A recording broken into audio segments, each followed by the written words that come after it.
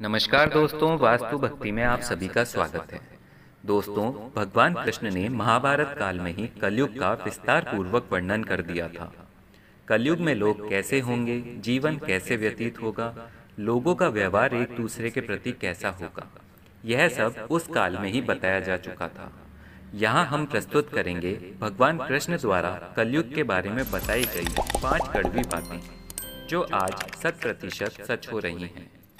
महाभारत काल में पांचों पांडवों के मन में कलयुग के बारे में जानने की जिज्ञासा हुई। उन्होंने श्री कृष्ण से इस बारे में पूछा कि कलयुग में मनुष्य कैसा होगा, लोगों के विचार कैसे होंगे और मोक्ष प्राप्ति कैसे होगी। यह प्रश्न सुनकर श्री कृष्ण ने पांचों पांडवों को वन में जाने को कहा।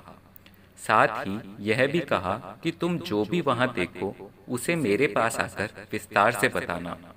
श्री कृष्ण का आदेश पाकर पांचों भाई वन गए और कुछ समय बाद वापस आए। फिर एक एक कर पांचों भाइयों ने वन में जो भी देखा श्री कृष्ण को बताया। सबसे पहले युधिष्ठिर ने बताया कि उसने वन में 2 सूंड वाले हाथी को देखा।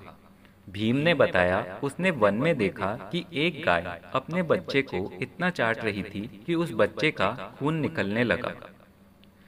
अर्जुन ने बताया कि उसने एक पक्षी को देखा जिसके पंख पर वेद की ऋचाई लिखी हुई थी, परंतु वह मांस खा रहा था। नकुल ने कहा कि मैंने देखा एक भारी चट्टान पर्वत से गिरी और बड़े से बड़ा वृक्ष भी उसे नहीं रोक पाया, परंतु एक छोटे से वृक्ष से टकराकर रुक गई। सहदेव ने बताया कि उसने वन में अनेकों कुएं देखे, जिसमें से केवल बीच का एक कुआं खाली था, जो कि सबसे गहरा था। फिर श्री कृष्ण ने एक एक कर पांचों पांडवों के प्रश्नों का उत्तर दिया। उन्होंने युधिष्ठिर से कहा कि जैसा कि तुमने वन में 2 सूंड वाले हाथी को देखा, इसका अर्थ यह हुआ कि कलयुग में ऐसे लोग शासन करेंगे जो बोलेंगे कुछ और करेंगे कुछ और। अर्थात ये लोग प्रत्येक वर्ग का दोनों ओर से शोषण करेंगे। श्री कृष्ण ने भीम से कहा कि तुमने वन में ऐसी गाय को देखा जो अपने बच्चे को इतना चाट रही थी कि बच्चे के खून निकलने लगा। अर्थात कलयुग का मनुष्य अपने बच्चों से इतना आसक्त होगा कि ऐसी ममता के कारण बच्चों का विकास ही रुक जाएगा।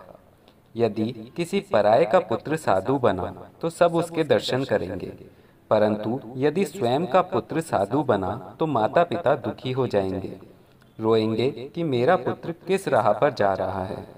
कलयुग में लोग बच्चों को मोह माया और परिवार में ही बांधकर रखेंगे। इस तरह उसका जीवन वहीं नष्ट हो जाएगा। फिर कृष्ण ने कहा कि तुम्हारे पुत्र तुम्हारे नहीं बल्कि तुम्हारी पत्नियों की अमानत हैं, और पुत्रियां तुम्हारी अमानत है।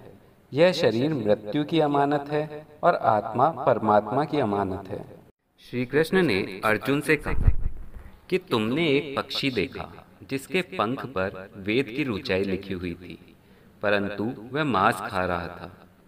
अर्थात कलयुग में ऐसे लोग होंगे जिन्हें विद्वान कहा जाएगा, परंतु उनकी मंशा यही होगी कि किसकी जल्दी मृत्यु हो, जिससे उसकी संपत्ति को अपना लिया जाए। व्यक्ति का ओहदा चाहे कितना भी बड़ा क्यों ना हो, किंतु उसकी दृष्टि दूसरों की संपत्ति पर रहेगी। ऐसे लोग बहुत होंगे जो दूसरों के धन को छीनने के आतुर होंगे।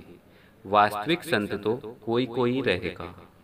श्री कृष्ण ने नकुल से कहा कि तुमने वन में एक भारी चट्टान देखी जो पर्वत से गिरी और बड़े से बड़े वृक्ष भी उसे नहीं रोक पाए, परंतु एक छोटे से पौधे से टकराकर वह चट्टान रुक गई।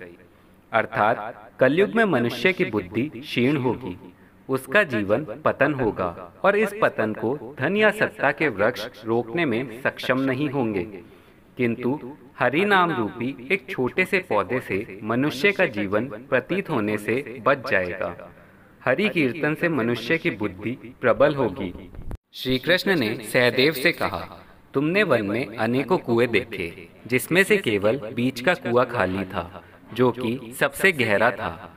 अर्थात कलयुग में धनी व्यक्ति अपने शौक के लिए पुत्री के विवाह में उत्सवों में बहुतायत में धन खर्च करेंगे, परंतु यदि किसी भूखे को देखेंगे तो उसकी सहायता करने में किसी की कोई रुचि नहीं होगी।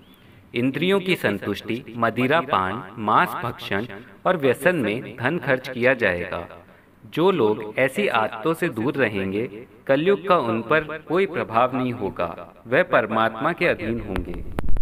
दोस्तों, यह कहानी आपको कैसी लगी हमें कमेंट्स में बताइए और इसे अधिक से अधिक लोगों से शेयर कीजिए। हमारे चैनल पर नए हैं तो चैनल को सब्सक्राइब कीजिए। धन्यवाद।